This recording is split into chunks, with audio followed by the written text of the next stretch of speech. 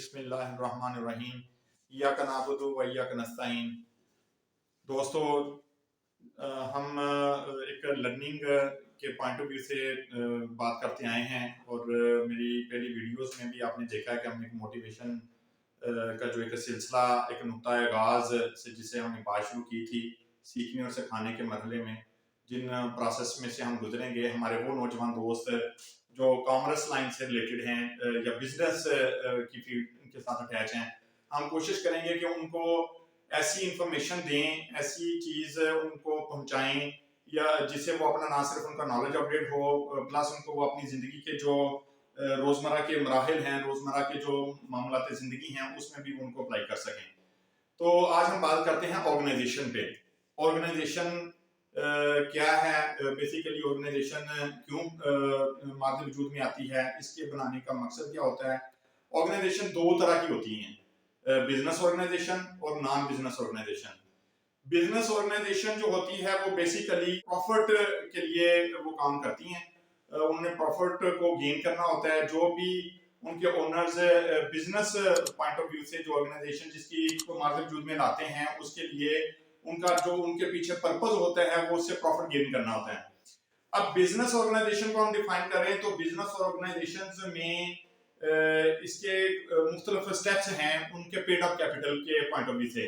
For example, इसमें किसी के पास इनिशियल लेवल पे थोड़ा कैपिटल है, उसके पास काम करने के लिए मार्केट में फॉर एग्जाम्पल 1 लाख या 2 लाख तक का सरमाया है, तो वो अपनी कंपनी को एज ए सोल प्रोप्राइटर के तौर पे वो लेके चलेगा। है वो बिजनेस ऑर्गेनाइजेशन, क्योंकि बिजनेस ऑर्गेनाइजेशन जो है वो बेसिकली हम डिफाइन कर रहे हैं कि वो उसने प्रॉफिट के लिए काम करना है। अब उसका जो पहला स्टेटस है जो उसने बिजनेस ऑर्गेनाइजेशन को मार्केट में लाने के लिए है वो सोल प्रोप्राइटर है। सोल प्रोप्राइटर के बाद आ जाती है पार्टनरशिप। बिजनेस थोड़ा सा एक्सपैंड हुआ तो पेड अप कैपिटल बढ़ा, दो अफराद ने मिलकर एक पार्टनरशिप बना ली। पार्टनरशिप में उनकी जो प्रॉफिट लॉस की परसेंटेज है वो डिफरेंट हो सकती है, उसमें इक्वल पार्टनर भी हो सकते हैं। पार्टनरशिप मिनिमम 2 पार्टनर से स्टार्ट होती है और मैक्सिमम 20 पार्टनर तक जाते हैं। इन 20 पार्टनर में से कुछ स्लीपिंग पार्टनर भी हो सकते हैं, कुछ एक्टिव पार्टनर भी होते हैं, कुछ इन्वेस्टिंग पार्टनर होते हैं। इसमें पार्टनर्स की मुख्तलिफ टाइप्स हैं।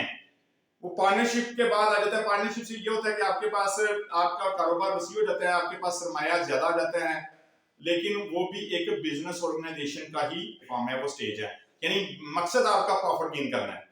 पार्टनरशिप के बाद है आपकी AOP, association of persons. Association of persons और पार्टनरशिप बेसिकली इनमें कोई बहुत ज्यादा डिफरेंस नहीं है।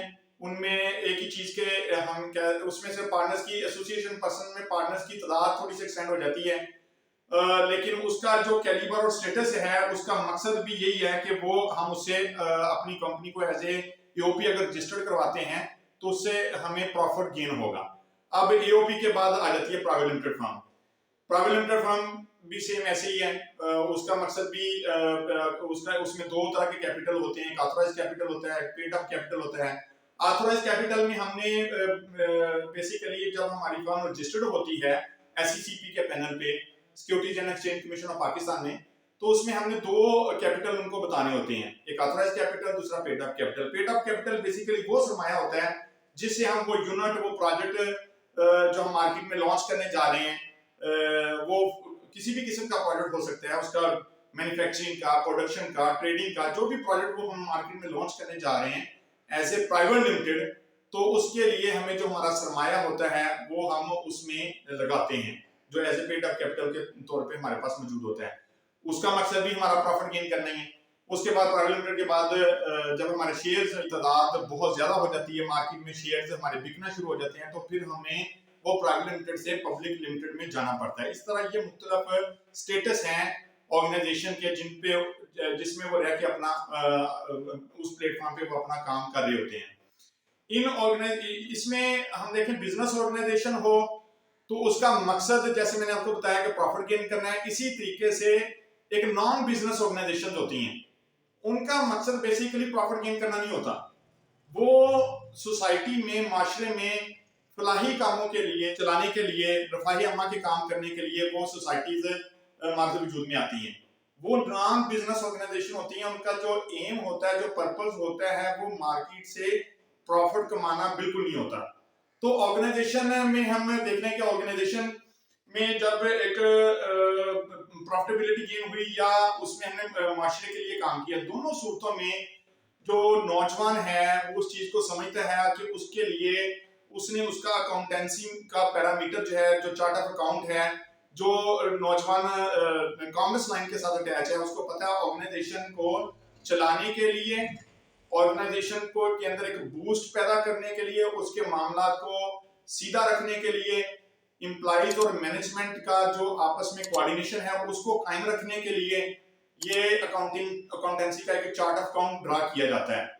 उस चार्ट ऑफ अकाउंट पैरामीटर्स हैं, वो भी हम अपनी आने वाली वीडियोस में आगे डिस्कस करेंगे कि वो चार्ट ऑफ अकाउंट कहाँ से शुरू होता है, उसको हम कैसे आगे स्टडी करेंगे, ताकि वो लर्निंग जो हमारा कॉमर्स का ग्रेजुएट नौजवान है, ये जो हमारा एक बिजनेसमैन है, जो हमारा माशरे में एक बिजनेस कर रहा है, वो चाहे प्रॉफिट के लिए कर रहा है, चाहे वो लोगों की फलाह के लिए कर रहा है, उसने अपनी कंपनीज को किस तरीके से किस लेवल पे लेके चलना है और कैसे उसने इस चीज को मद्देनजर रखना है कि मैंने अपने सरमाए को, जो मेरे पास जो पेड ऑफ कैपिटल पड़ा हुआ है, वो लाख 2 लाख या 50 लाख या 10 मिलियन 1 बिलियन जितना भी उसके पास बढ़ पड़ा है, उसको लगा के उसने कैसे उसको प्रॉफिटेबल बनाना है।